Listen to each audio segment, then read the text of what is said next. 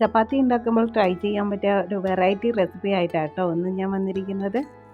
ചപ്പാത്തി ബാക്കിയാലൊക്കെ try ചെയ്യാൻ പറ്റിയ ഒരു നല്ലൊരു സ്നാക്കിൻ്റെ റെസിപ്പിയാണ്. അപ്പോൾ നമുക്ക് എങ്ങനെയാണ് ഉണ്ടാക്കുന്നതെന്ന് നോക്കാം. അതിനുവേണ്ടി പാൻ അടുപ്പത്ത് വെച്ചിട്ടുണ്ട്. അതിലേക്ക് 2 ടേബിൾ സ്പൂൺ സൺഫ്ലവർ ഓയിലാണ് ഒഴിച്ചു കൊടുത്തിരിക്കുന്നത്. അതിലേക്ക് ചെറിയ പീസ് ഇഞ്ചിയും വെളുത്തുള്ളിയും ചെറുതായിട്ട് ഗ്രേറ്റ് ചെയ്തത് ഇട്ട് കൊടുക്കുന്നുണ്ട്.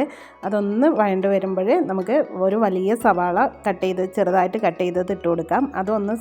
ഒന്ന് വെറുതെ ഒന്ന് ഇളക്കി കൊടുത്തു കഴിഞ്ഞിട്ട് ഒരു ക്യാരറ്റ് വളരെ നൈസായിട്ട് ഗ്രേറ്റ് ചെയ്തത്, പിന്നെ ഒരു പൊട്ടാറ്റോ അതേപോലെ ചെറിയ ഇതിലിട്ടിട്ട് ഗ്രേറ്റ് ചെയ്തതാട്ടോ. ഇത്രയും നൈസായിട്ട് ഗ്രേറ്റ് ചെയ്യാൻ പറ്റിയ അത്രയും നല്ലത്, കാരണം അതൊന്ന് സോട്ട് ചെയ്തെടുക്കേണ്ട ആവശ്യമുള്ള പെട്ടെന്ന് വെന്ത് കിട്ടേണ്ടതുകൊണ്ട്. അതൊന്ന് ഇളക്കി കൊടുത്ത് കഴിഞ്ഞിട്ട് നമുക്ക് ഒരു ടേബിൾ സ്പൂൺ മുളക് പൊടി ഇട്ട് കൊടുക്കാം. ഞാനിവിടെ കാശ്മീരി ചില്ലിയാണ് ഇട്ട് കൊടുത്തിരിക്കുന്നത്. എരിവിനനുസരിച്ച് ഇട്ട് കൊടുക്കാം. പിന്നെ അതേപോലെ തന്നെ ഒരു ടേബിൾ സ്പൂൺ ചിക്കൻ മസാല ഇട്ട് കൊടുക്കാം. പിന്നെ വേണ്ടത് 1/4 ടീസ്പൂൺ മഞ്ഞൾപ്പൊടിയാണ്. പിന്നെ ഇതൊന്നും ഒരുപാട് വഴണ്ടേണ്ട ആവശ്യമില്ല, നമുക്കൊന്ന് സോട്ട് ചെയ്തെടുത്താൽ മതി. ഒന്ന് നന്നായി ഇളക്കി കൊടുത്തിട്ട് 2 മിനിറ്റ് അടച്ച് വെച്ചാൽ മതി, കാരണം ഇനി ഇത് കുക്കാവാനുള്ളതാണ്. 2 മിനിറ്റ് അടച്ച് വെച്ചിട്ട് ഒന്ന് വേവിച്ചെടുത്താൽ മതി കേട്ടോ. ഒരുപാട് വെന്ത് കുഴയണമെന്നൊന്നുമില്ല. ഇതിപ്പോൾ 2 മിനിറ്റ് കഴിഞ്ഞിട്ടുണ്ട്. ഇത് നന്നായി ആയിട്ടുണ്ട്. ഇത് മാറ്റി വയ്ക്കാം നമുക്ക്.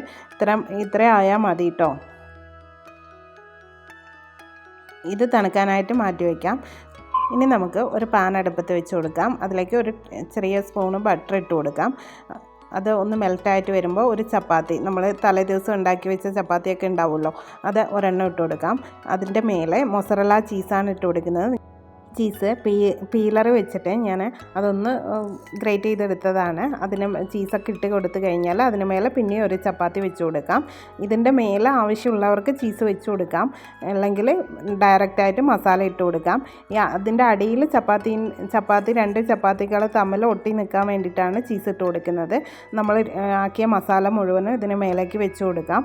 എന്നിട്ട് അതിന് മേലേക്ക് ചീസ് ഇട്ട് കൊടുക്കാം. അപ്പോഴാണ് ഒരു ടേസ്റ്റ് വരിക. കുറച്ചധികം ചീസ് ഇഷ്ടമുള്ളവരാണെങ്കിൽ അങ്ങനെയും ചെയ്യാം കേട്ടോ.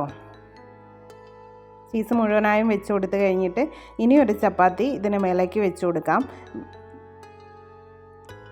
അത് കഴിഞ്ഞിട്ട് ഇതിന് മേലേക്കും കുറച്ച് ചീസ് ഇട്ട് കൊടുക്കാം. കുറച്ചധികം ചീസ് ഇതിൽ ഉപയോഗിക്കുന്നുണ്ട്.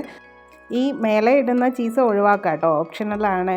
കാണാനൊരു ഭംഗിക്കും പിന്നെ കഴിക്കുമ്പോൾ ഒരു ടേസ്റ്റ് ഉണ്ടാവുമല്ലോ എന്ന് പറഞ്ഞിട്ട് വെച്ചതാണ്. പിന്നെ ഒരു 20 മിനിറ്റ് ഏറ്റവും ചെറിയ ഫ്ലെയിമിലിട്ടിട്ട് അതൊന്ന് മൊരിച്ചെടുക്കാം നമുക്ക്. അപ്പോൾ 20 മിനിറ്റ് കഴിഞ്ഞപ്പോൾ ഇങ്ങനെയാണ് ഉണ്ടാവുക. പ്ലേറ്റിലേക്ക് മാറ്റി കൊടുക്കാം. ഇതിൻ്റെ അടിഭാഗം നല്ല ക്രിസ്പിയും മേൽഭാഗം നല്ല സോഫ്റ്റും ആയിട്ടാണ് ഉണ്ടാവുക. ഇതിൻ്റെ അടിഭാഗം നല്ല ക്രിസ്പി ആയിരിക്കും, കരിഞ്ഞിട്ടൊന്നും ഉണ്ടാവില്ല കേട്ടോ. നല്ല ടേസ്റ്റാണ് ഇത് കഴിക്കാൻ, ആ മസാലയൊക്കെ കൂടെ കഴിക്കാൻ. വെറൈറ്റി ആയിട്ടുള്ളൊരു പലഹാരമല്ലേ, അപ്പോൾ എല്ലാവരും ട്രൈ ചെയ്ത് നോക്കണം കേട്ടോ. ട്രൈ ചെയ്ത് നോക്കിയിട്ട് അഭിപ്രായം പറയണേ. വീഡിയോ ഇഷ്ടപ്പെട്ടാൽ പ്ലീസ് ഒന്ന് സബ്സ്ക്രൈബ് ചെയ്യണേ, ലൈക്കും ചെയ്യണം. അപ്പോൾ ഇന്നത്തെ വീഡിയോ ഇത്രയേ ഉള്ളൂ. Thanks for watching.